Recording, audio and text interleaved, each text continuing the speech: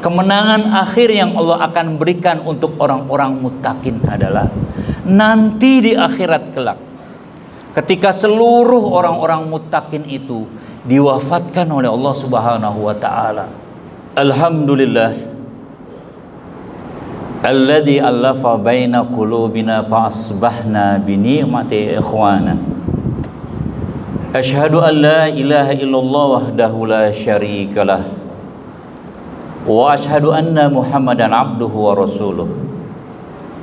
Allahumma sholli wa sallim wa barik ala nabiyyina Muhammadin wa ala alihi wa sahbihi wa man tabi'ahum bi ihsanin ila yaumiddin. Amma ba'du. Ayyuhal hadirun, usikum wa nafsi bittaqwallah wa ta'atihi la'allakum tuflihun. Qala Allah Ta'ala fil Qur'anil Karim, a'udzu billahi samil alimi minasyaitonir rajim. Idh awal fitiyatu ilal kahfi faqalu rabbana atina min ladunka rahmah wa hayyi' lana min amrina rasyada. Wa qala Rasulullah sallallahu alaihi wasallam, Allahumma inni as'alukal huda wat tuqa wal afafa wal ghina. Shadaqallahul azim wa sadaqa Rasulullah sallallahu alaihi wasallam. Ma'asyiral muslimin, sidang Jumat rahimakumullah. Marilah kita bertakwa kepada Allah dengan sebenar-benarnya takwa, menjalankan, menegakkan segala perintahnya dan menjauhi segala larangannya penuh dengan keikhlasan, dan hanya mengharap ridha Allah Subhanahu wa taala. Karena kita yakin hanya dengan berbekal keikhlasan dan mengharap ridha Allah inilah insya Allah ketakwaan kita akan sampai ke hadapan Allah Subhanahu wa taala. Hadirin, dengan ketakwaan pula Allah akan memberikan kita kemenangan, kenikmatan yang begitu luar biasa, yang mana Allah memberikan kemenangan iman kepada kita saat ini. Dan kemenangan iman ini tidak serta-merta diberikan kepada seluruh kaum muslimin, tidak, dipilih oleh Allah. Hanya orang-orang muttaqin yang berhak mendapatkannya. Kita bisa buktikan, kita lihat saja di jalan-jalan raya, di tempat ramai, kafe, stasiun, terminal, yang kita yakin orang yang banyak itu sebagian besar adalah saudara-saudara kita kaum muslimin. Terlepas di antara mereka telah memiliki ujur syar'i, tapi banyak di antara mereka tidak diberikan kemenangan iman yang akhirnya tidak bisa melaksanakan sholat Jumat seperti yang sebentar lagi akan kita laksanakan di tempat yang mulia ini. Kemudian dengan kemenangan yang Allah berikan kepada kita, Allah memberikan kehidupan kita yang nyaman, tentram, damai, bahkan diberkahi oleh Allah.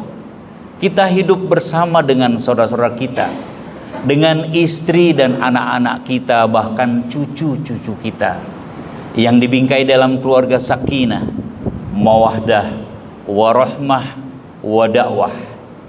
Ini pun kemenangan yang Allah berikan untuk orang-orang muttaqin di dunia ini.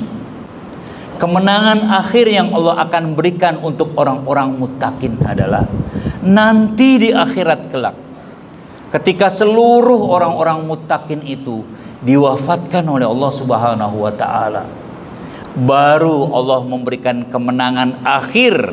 Dan setelah itu tidak ada lagi kemenangan-kemenangan yang Allah berikan untuk orang-orang muttaqin. Dan ini merupakan puncak kemenangan orang-orang muttaqin. Kemenangan akhir itu berupa diberikannya surga Allah Subhanahu wa taala. Innalil muttaqina mafaza. Sesungguhnya Allah memenangkan orang-orang yang muttaqin. Ma'asyiral muslimin sidang Jumat rahimakumullah. Di dalam Al-Qur'an dan sunnah Rasul. Allah mengajarkan kepada kita dan juga baginda Nabi besar Muhammad SAW doa yang mana doa itu kita meminta kepada Allah agar hendaknya taufik dan hidayah, keimanan dan ketakwaan yang sudah diberikan oleh Allah kepada kita tetap terjaga dalam diri kita, tetap terpelihara dalam hati kita. Mengapa pentingnya doa ini? Karena dunia yang kita jalankan ini penuh onak dan duri, penuh cobaan. Allah Subhanahu wa ta'ala dalam Quran dan sunnahnya sudah memberikan gambaran jalan yang lurus, yaitu siratal mustaqim, jalan yang diridhoi oleh Allah Subhanahu wa ta'ala. Tetapi banyak jalan-jalan lain terkadang kita menempuhnya, yang akhirnya ujungnya ketika kita diwafatkan oleh Allah Subhanahu wa ta'ala, taufik dan hidayah itu, keimanan itu terbang dari jiwa kita, hilang dari diri kita, mengakibatkan meninggalnya kita, wafatnya kita, su'ul khatimah, mati dalam keburukan. Na'udzubillah summa na'udzubillah. Oleh sebab itulah pentingnya kita mohon kepada Allah doa itu. Di dalam Al-Quran, tepatnya di surat Al-Kahfi ayat ke-10, Allah mengajarkan kepada kita konteks doa ini. Di dalam tafsir Ibnu Katsir memang dilantunkan oleh pemuda-pemuda Kahfi yang meminta pertolongan kepada Allah agar taufik dan hidayahnya terpelihara. Maka patut bagi kita juga untuk meminta kepada Allah agar sekiranya doa ini terus kita lantunkan agar terpelihara segala taufik dan hidayah, keimanan dan ketakwaan. Rabbana atina min ladunka rahmah wa hayyi' lana min amrina rasyada. Ya Rabb kami, berikanlah rahmat kepada kami dari sisimu dan sempurnakanlah petunjuk yang lurus bagi kami dalam urusan kami. Begitupun baginda Nabi besar Muhammad SAW mengajarkan kepada kita doa yang hampir mirip. Allahumma inni as'alukal huda wa tuqa wal afaf wal ghina. Ya Allah, aku memohon kepadamu petunjuk, ketakwaan, kehormatan dan kekayaan jiwa yang qanaah. Itulah doa yang semestinya terus kita lantunkan agar taufik dan hidayah ini terpelihara dalam diri kita. Ma'asyiral muslimin sidang Jumat rahimakumullah. Bisa kita lihat, bisa kita bayangkan, banyak orang-orang di antara kita yang semenjak dari kecil sampai dewasa sudah mendapatkan taufik dan hidayah, keimanan, tetapi di akhir hidupnya, ending hidupnya, na'udzubillah, dia tidak membersamai taufik dan hidayahnya. Banyak tokoh-tokoh besar yang kita kenal, bahkan dalam sirah pun demikian. Kita sebut saja tokoh besar, seorang gembong PKI bernama D.N. Aidit, yang sama-sama kita ketahui nama aslinya adalah Ahmad Aidit. Dia dibesarkan dalam kultur agama yang luar biasa di rumahnya. Ayahnya seorang pejuang, bergaul dengan tokoh-tokoh agama. Ahmad Aidit tumbuh menjadi anak yang saleh.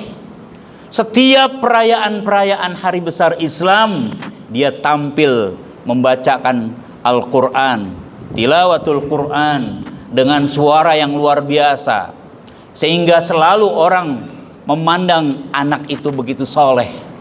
Tapi apa yang terjadi ketika dia masuk dewasa, dia kuliah, bergaul dengan orang yang salah, akhirnya berubahlah. Bukan saja 180 derajat, 360 derajat. Taufik dan hidayah yang sudah dia dapatkan semenjak lahir hilang begitu saja. Masuk fikrah yang tidak benar, yaitu komunisme. Komunisme kita kenal.